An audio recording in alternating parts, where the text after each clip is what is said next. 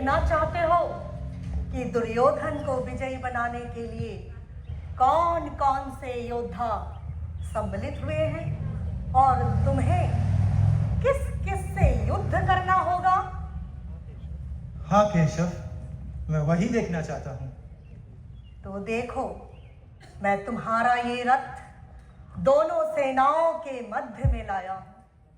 अब तुम शत्रु की सेना की ओर देखो। अग्र में खड़े हैं पितामह भीष्म, तुम्हारे सबसे बड़े शत्रु। पितामह और हमारे सबसे बड़े शत्रु? और दूसरे आचार्य द्रोण, तुम्हारे गुरुदेव, और उनके साथ युवराज दुर्योधन। है कौन्तेय, यदि तुम्हें विजयी बनना है तो तुम्हें इन सब का वध करना होगा।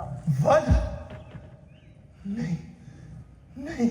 हे अर्जुन, नहीं, तुमने अपने कुल का नहीं, संहार किया है। नहीं, तुम नहीं, पापी हो, नहीं, तुम नहीं, पापी हो। नहीं, नहीं। तुमने अपने कुल का सर्वनाश कर डाला अर्जुन।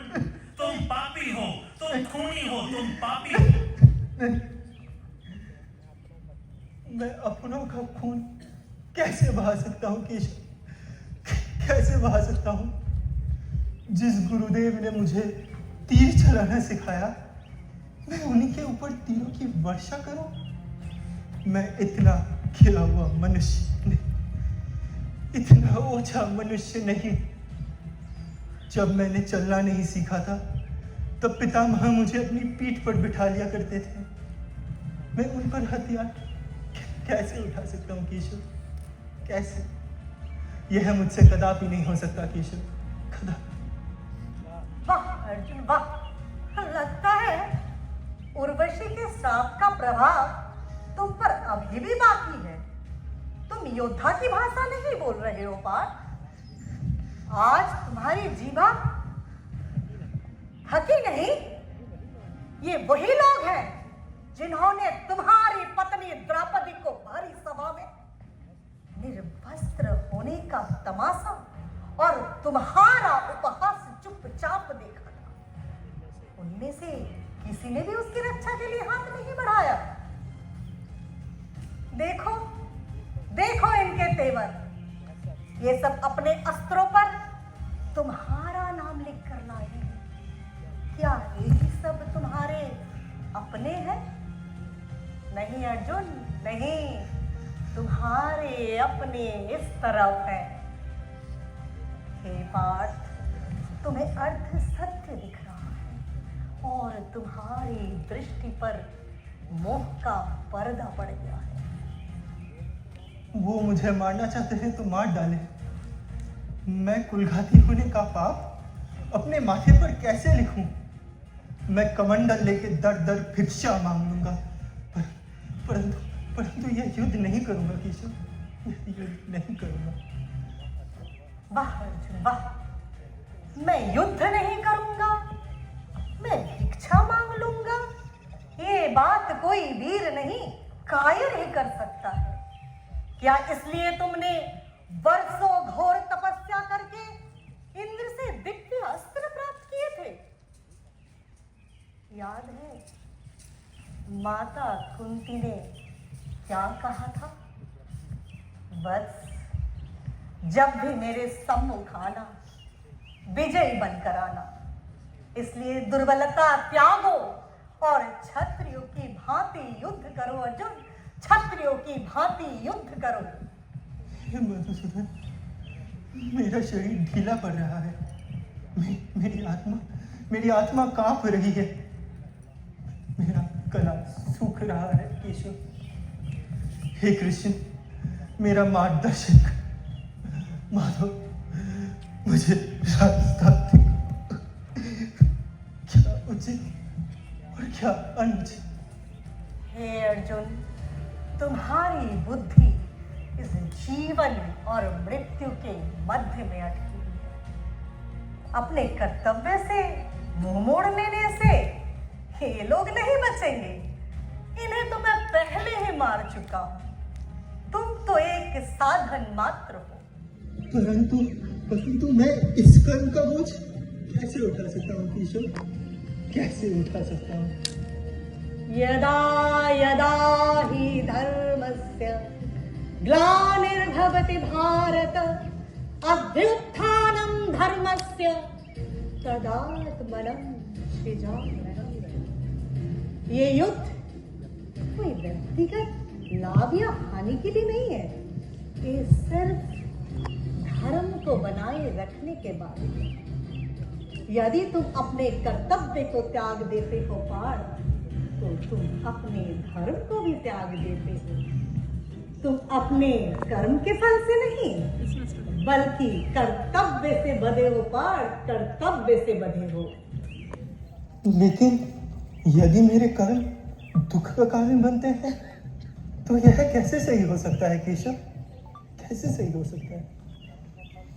कर्म का फल तुम्हारे हाथ में नहीं है।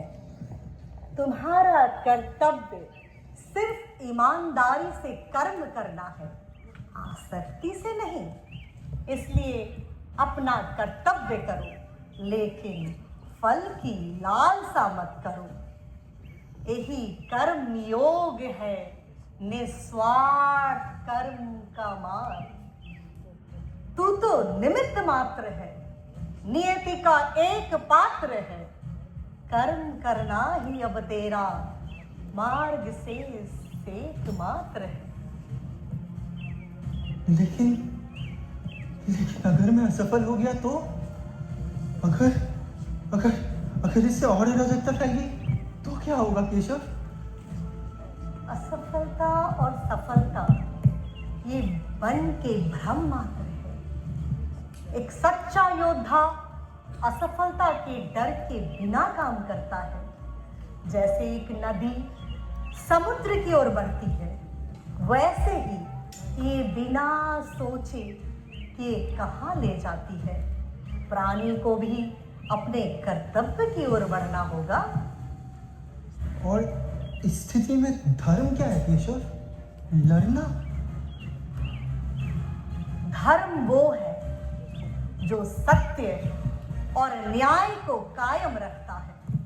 जब अन्याय होता है तो उसके खिलाफ लड़ना ही धर्म है। जब आवश्यकता होती है तो निष्क्रियता पाप है। इस स्थिति में यदि तुम लड़ने से इनकार कर देते हो पार, तो तुम अपने आप से विश्वासघात करते हो। लेकिन मैं आसक्ति के बिना कैसे काम करूं? मैं भावनाओं से कैसे ऊपर उठूं केशव? उद्देश्य के प्रति समर्पित होकर पार, उद्देश्य के प्रति समर्पित होकर तुम अपने आप को ईश्वर का एक साधन मानो। जैसे किसान आसक्ति के बिना बीज बोता है, वैसे ही समर्पण के साथ काम करो, आसक्ति के बिना।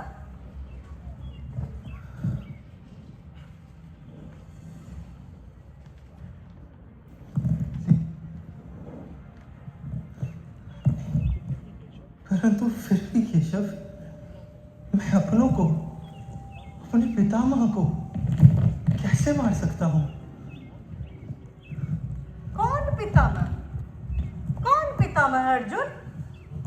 वो जो सामने खड़े हैं, तुम मेरे दिव्य चक्षुओं से देखो, वो पितामह का शरीर है। उनकी आत्मा अविनाशी, सनातन और पुरातन है। न हन्यते हन्ये माने शरीरे।